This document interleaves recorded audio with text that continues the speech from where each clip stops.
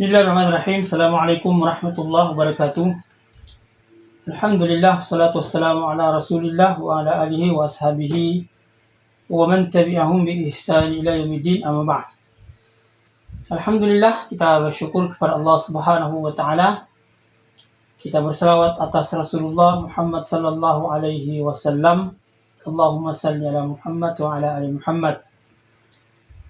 Saudara-saudara sekalian, kembali kita melanjutkan kuliah kita pada pertemuan yang kelima ini, di mana pada pertemuan yang kelima ini kita akan berbicara tentang tauhid atau ketuhanan dan makna syahadatain. Makna syahadatain. Kita ketahui bahwa setiap agama mengaku dan mengklaim diri bahwa mereka memiliki Tuhan tentu. Sehingga agama-agama itu memiliki konsep ketuhanan, memiliki ilmu pengetahuan yang berkaitan dengan ketuhanan itu sendiri, dan bahkan persaksian terhadap eksistensi dan keberadaan Tuhan itu sendiri. Begitu jadi dalam Islam, kita berbicara tentang ketuhanan itu sendiri, bicara tentang tauhid dan makna dari persaksian kita kepada Tuhan, yang bahkan bukan hanya sekedar bersaksi terhadap mempertuhankan yang kita sembah itu, tetapi juga bersaksi terhadap manusia pilihan yang diutusnya untuk menyampaikan pesan-pesan agama, menyampaikan risalah agama yang mulia. Secara definisi kita mengetahui bahwa Tuhan itu adalah yang disembah atau yang diibadahi.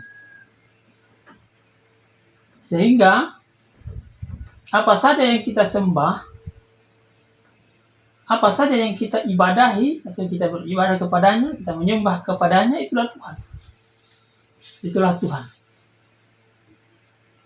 Demikian juga di dalam Islam. Islam mengajarkan kepada kita untuk menyembah kepada Tuhan, untuk beribadah kepada Tuhan.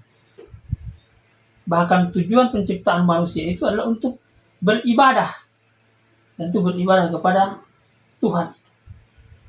Dan Islam mengajarkan kepada kita bahwa Tuhan kita adalah Allah Subhanahu wa ta'ala. Allah Subhanahu wa ta'ala. Lalu sekalian, ada banyak yang diakui sebagai Tuhan itu.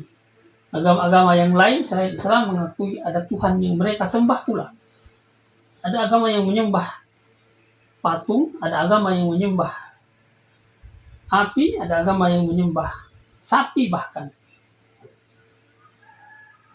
Maka tentu kita akan bertanya Tuhan yang mana yang benar itu, karena kita berdiam di alam ini, di alam semesta, di atas permukaan bumi ini, dan tentu hanya ada satu Tuhan. Hanya ada satu Tuhan. Dan Tuhan itulah yang berhak untuk kita ibadahi, untuk kita sembah. Maka tentu untuk melihat dan membuktikan itu, maka tentu kita mengatakan bahwa Tuhan yang dimaksud adalah Tuhan yang menciptakan manusia, menciptakan bumi, bahkan menciptakan seluruh alam semesta. Itulah Allah Subhanahu wa ta'ala. Dan tidak ada Tuhan yang berhak untuk diibadahi kecuali Allah Subhanahu wa ta'ala. Itulah kebenaran ajaran Islam. Disebutkan di dalam Al-Quran surat Toha, Allah mengaku atau Allah mempersaksikan diri sebagai Tuhan. Kemudian menyuruh, memerintahkan manusia untuk menyembahnya. Bahkan secara teknis Allah memerintahkan kepada manusia untuk mendirikan sholat. Begitu yang disebutkan di dalam Al-Quran surah Toha ayat 14. Allah Subhanahu wa ta'ala berfirman, Innani anallah la ilaha illa ana fa'budni wa aqimis salata li dzikri. Innani anallah, kata Allah Subhanahu wa ta'ala, sesungguhnya aku ini adalah Allah. La ilaha illa ana. Tidak ada Tuhan yang berhak diibadahi kecuali aku, kata Allah. Fa'budni, maka sembahlah aku. Wa aqimis salata li dzikri. Di dalam ayat ini Allah Subhanahu wa taala sebagai Tuhan yang kita ibadahi, kita sembah, tidak hanya sekedar mendeklarasikan dirinya sebagai Tuhan, tetapi juga memerintahkan kepada ciptaan yang diciptakannya untuk menyembahnya, bahkan memerintahkan kepada seluruh manusia untuk mendirikan sholat. Jadi tidak hanya sekedar mengakui eksistensinya sebagai Tuhan, tetapi bahkan lebih lanjut lagi Allah memerintahkan kepada manusia untuk menyembahnya, mendirikan sholat. Innani anallah la ilaha illa ana fa'budni wa aqimis salata li dzikri. Al-Quran surat Toha ayat 14. Karena itu ketika kita mengesahkan Allah, menyembah kepada Allah satu-satunya, mengakui bahwa yang Allah Subhanahu wa taala satu-satunya menciptakan seluruh alam dan isinya, dan mengakui bahwa Allah Subhanahu wa taala memiliki nama-nama dan sifat-sifat, maka itulah yang disebut dengan tauhid. Tauhid yaitu mengesahkan Allah Subhanahu wa taala semata dalam beribadah dan tidak menyembah kepada selain Allah, tidak menyekutukannya. Bahkan saudara sekalian, tauhid ini merupakan pokok yang dibangun di atasnya semua ajaran. Maka jika pokok ini tidak ada, maka amalan perbuatan manusia tidak bermanfaat, gugur karena tidak sah disebut sebagai sebuah ibadah.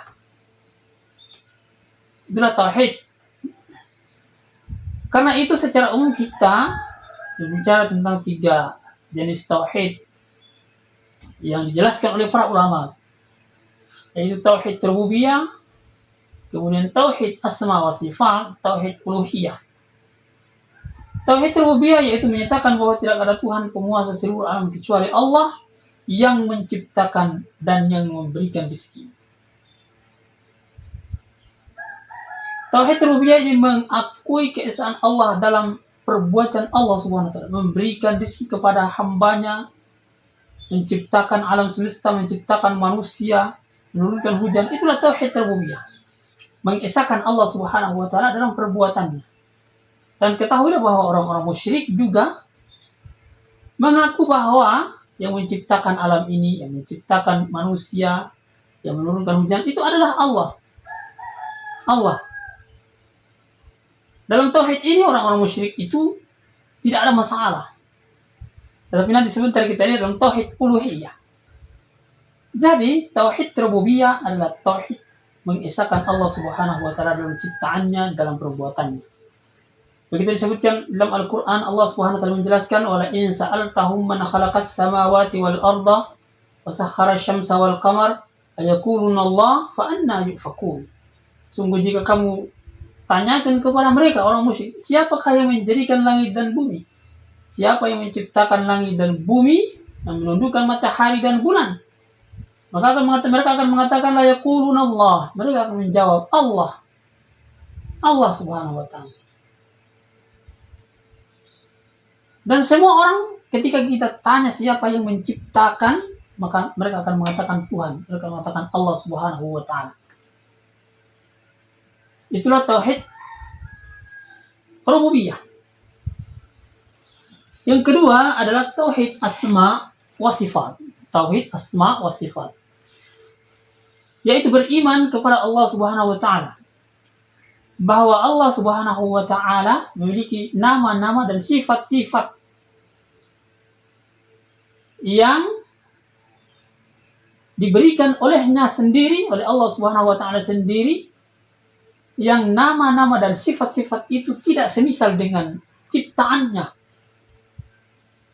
tidak sama dengan apa yang diciptakan, dan tidak bisa dibayangkan oleh yang diciptakan. Sangatlah tidak bisa dibayangkan oleh manusia. Dan itu diklaim oleh Allah SWT dalam Al-Quran. Al-Quran surah ayat 110 Allah berfirman, "Laisa kamitslihi syai'un wa huwas sami'ul basir." Tak ada yang menyerupai sesuatu pun. Yakni tidak ada yang menyerupai Allah Subhanahu wa taala, dan Dia Maha mendengar lagi Maha melihat. Jadi Tidak ada yang serupa dengan Allah Subhanahu dalam nama-nama dan sifat-sifat Allah Subhanahu wa taala. Karena itu kita meyakini keesaan Allah Subhanahu wa taala dalam nama dan sifat Allah Subhanahu wa taala. Dan yang ketiga adalah tauhid uluhiyah. Tauhid uluhiyah adalah tauhid ibadah. Kita mengesahkan Allah Subhanahu wa taala dalam seluruh amal ibadah yang Allah Subhanahu wa taala perintahkan kepada kita. Berdoa misalnya, kita mengesahkan Allah Subhanahu wa taala dalam khauf, dalam takut. Kita mengesahkan Allah Subhanahu wa taala dalam roja, mengharap. Kita mengesahkan Allah Subhanahu wa taala dalam tawakal. Kita mengesahkan Allah Subhanahu wa taala dalam rabgah atau berkeinginan. Kita mengesahkan Allah Subhanahu wa taala dalam taubat, dalam permintaan pertolongan, dalam penyembelihan, dalam nazar. Semua itu diesahkan kepada Allah Subhanahu wa taala. Dan tidak ada penyembahan kepada selain Allah Subhanahu wa ta'ala. Annal masajida lillahi fala tad'u ma'allahi ahada. Masjid-masjid itu adalah kepunyaan Allah Subhanahu wa ta'ala. Fala tad'u ma'allahi ahada. Janganlah kamu menyembah seseorang di dalamnya di samping menyembah Allah Subhanahu wa ta'ala. Tauhid uluhiyah adalah tauhid ibadah. Tadi di awal saya sebutkan bahwa tauhid rububiyah, orang-orang musyrik atau bahkan setiap orang kalau ditanya dari mana asalnya bumi? Dari mana asalnya hujan? Bagaimana mata manusia? Mereka akan mengatakan Allah yang menciptakan. Tapi ketika kita mengatakan bahwa kepada siapa kamu menyembah, maka mereka tidak mengatakan bahwa kepada Allah Subhanahu wa taala. Orang-orang musyrik, orang-orang kafir. Jadi dalam tauhid uluhiyah inilah kita lihat siapa sebenarnya yang menyembah kepada Allah Tabaraka wa ta'ala. Maka wujud nyata tauhid adalah memahaminya. Kita harus memahaminya, berusaha untuk mengetahui hakikatnya serta melaksanakan kewajiban kita sebagai hamba yang diciptakan oleh Allah Subhanahu wa taala. Baik dari sisi ilmu maupun amalan. Yang hakikatnya adalah mengarahkan rohani dan hati hanya semata-mata kepada Allah Subhanahu wa taala. Setelah kita mengakui bahwa Allah yang menciptakan kita, mengakui dan mengesahkan Allah Subhanahu wa taala dalam nama dan sifatnya, maka kita menyembah hanya kepada Allah Subhanahu wa taala. Menyembah hanya kepada Allah Tabaraka wa taala. Itu yang berkaitan dengan tauhid. Yang kedua kita bicara tentang makna syahadatain. Syahadatain yakni asyhadu an la ilaha illallah wa asyhadu anna Muhammadar Rasulullah. Asyhadu an la ilaha illallah wa asyhadu anna Muhammadar Rasulullah. Aku bersaksi bahwa tidak ada Tuhan yang berhak diibadahi kecuali Allah.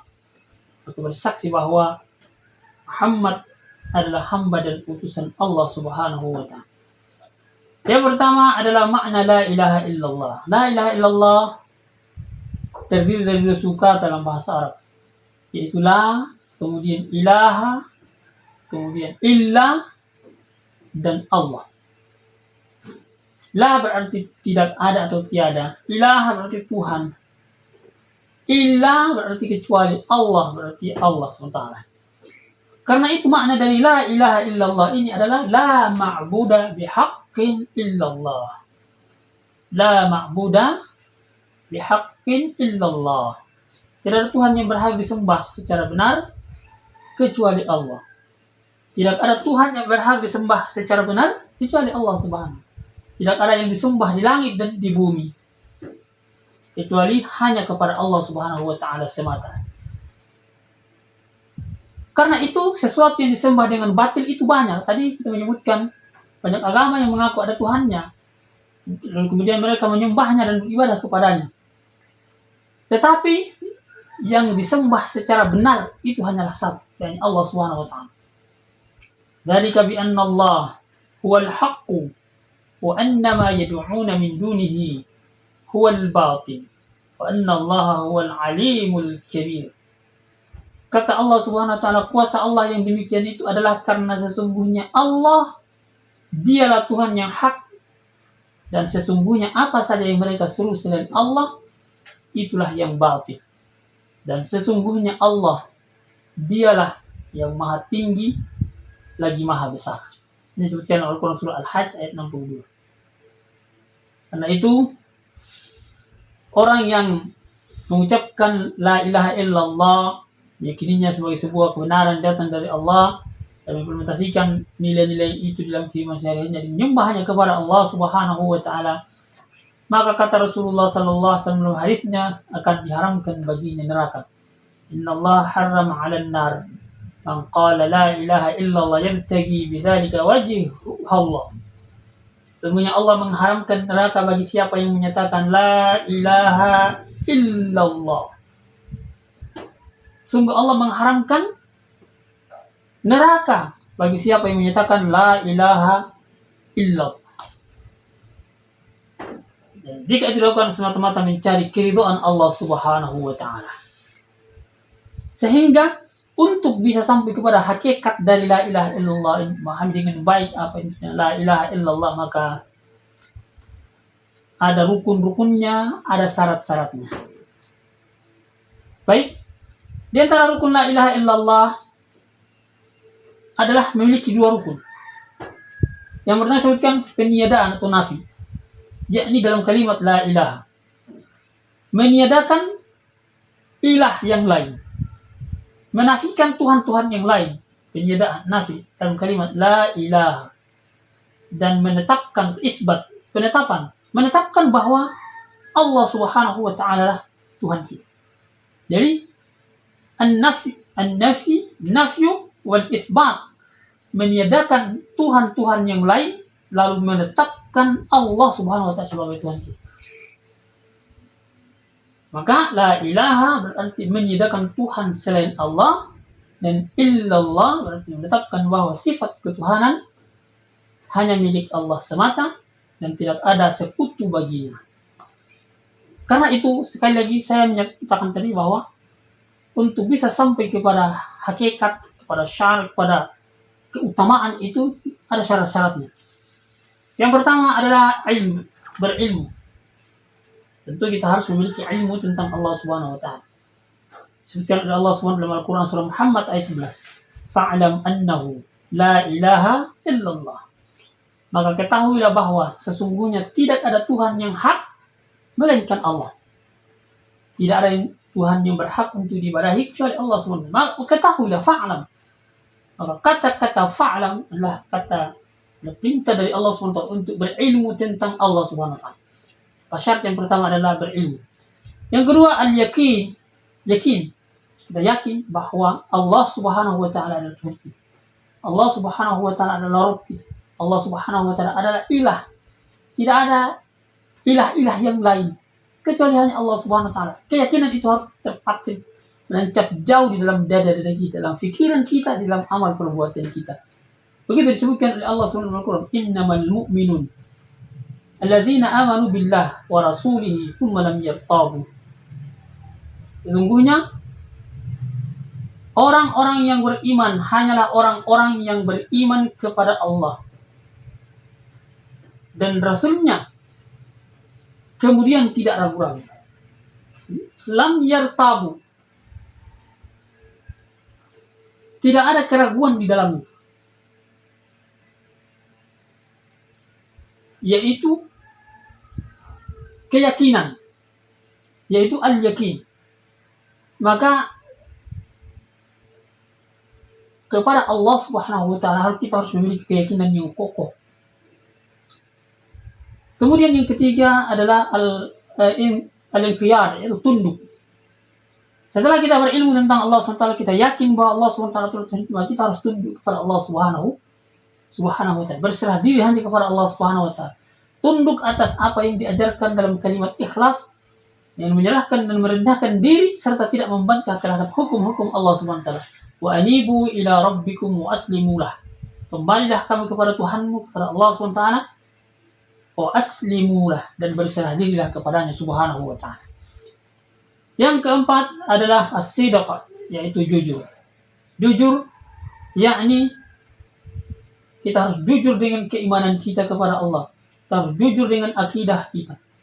Kita harus jujur kepada diri kita bahwa kita menyembah hanya kepada Allah Subhanahu wa taala saja. tidak menyembah kepada Tuhan-Tuhan yang lain. Tidak ada sembahan kepada Tuhan yang lain yang orang mengakuinya sebagai Tuhan, tetapi kita menolaknya. Kita harus jujur dengan keadaan itu. Sehingga benar-benar bahwa kita berada dalam nilai-nilai ketauhidan yang nyata.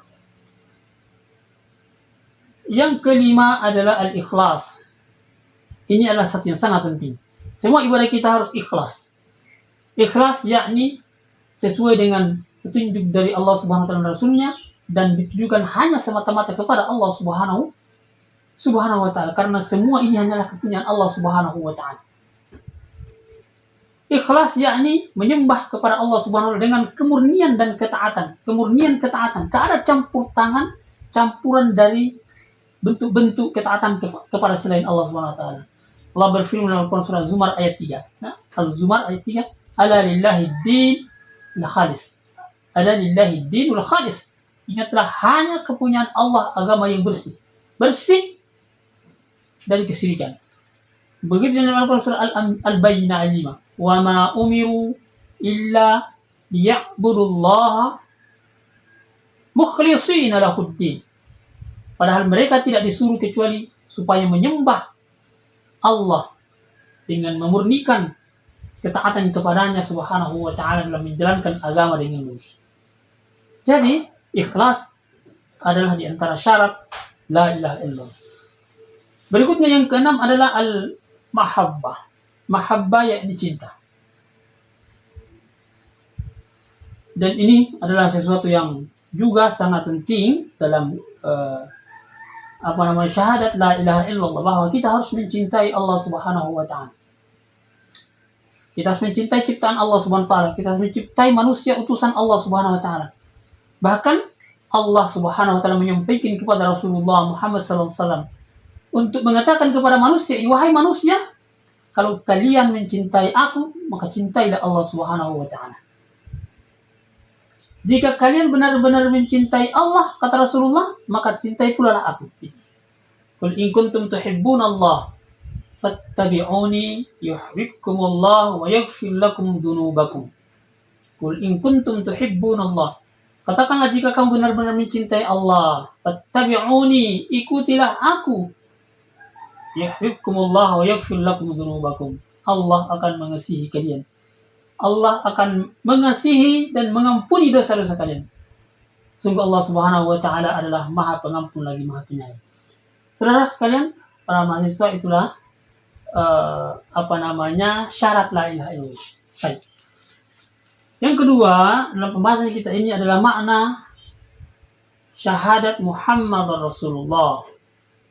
Makna persaksian syahadat bahwa Muhammad adalah Rasulullah. Rasul berarti utusan, Allah berarti Allah. Muhammad Rasulullah berarti Muhammad itu utusan Allah.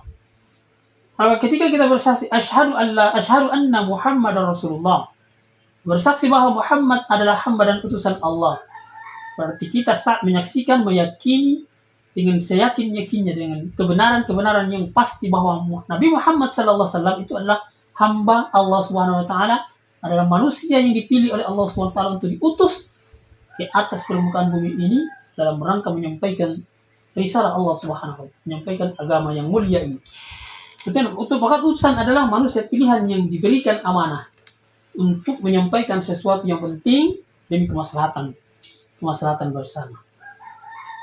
Itulah yang dimaksud dengan syahadat Muhammad Rasulullah. Karena itu ketaatan terhadap atas apa yang diperintahkan oleh Rasulullah SAW, membenarkan atas apa yang diberitakan oleh Rasulullah SAW, menjauhi apa yang dilarang oleh Rasulullah SAW, menjauhi apa yang diancam oleh Rasulullah SAW. Tidak beribadah kepada Allah Subhanahu wa taala kecuali apa yang disyariatkan, kecuali apa yang dicontohkan oleh Rasulullah. Ketika kita beribadah, maka kita harus melihat apakah ibadah yang akan kita lakukan di surah sesuai dengan apa yang diajarkan oleh Rasulullah, yang dicontohkan oleh Rasulullah sallallahu alaihi wasallam atau tidak. Maka ibadah kita hanya akan diterima oleh Allah Subhanahu wa taala kalau kita mengikuti apa yang dicontohkan oleh Rasulullah Sallallahu Alaihi Wasallam. Begitu disebutkan dalam hadis Rasulullah Sallallahu Alaihi Wasallam. Disebutkan bahwa man ata'ani faqad ata'a Allah, wa man 'asani faqad 'asa Allah. Siapa yang taat kepadaku maka dia telah taat kepada Allah, dan siapa yang durhaka kepadaku, kata Rasulullah, maka dia telah durhaka kepadaku. Karena itu beribadah pula harus sesuai dengan apa yang dicontohkan oleh Rasulullah SAW. Sehingga dalam hadis yang muttafaqun alaih, man ahdatsa fi amrina hada ma laysa minhu fahuwa radd. Siapa yang mengadakan urusan agama, siapa yang mengadakan urusan ibadah kepada Allah Subhanahu wa taala, fahuwa radd. Kata Rasulullah SAW, Allah Subhanahu wa taala akan tolak. Di rajin ibadah kita, kalau tidak sesuai dengan apa yang dicontohkan oleh Rasulullah Sallallahu Alaihi Wasallam, maka semua ibadah itu akan ditolak oleh Allah Subhanahu Wa Taala. Maka sebagai perwujudan dari syahadat kita, asyhadu an la ilaha illallah, asyhadu anna Muhammadar Rasulullah, bahwa dia berkonsekuensi, yang beribadah hanya kepada Allah Subhanahu Wa Taala, kemudian beribadah hanya sesuai dengan contoh yang disebutkan dan diberikan oleh Rasulullah Sallallahu Alaihi Wasallam. Itulah tauhid dan makna syahadatain dalam materi kita pada pertemuan ini. Demikian kita tutup pertemuan kita ini. Billahi taufiq wal hidayah. Wassalamualaikum warahmatullahi wabarakatuh.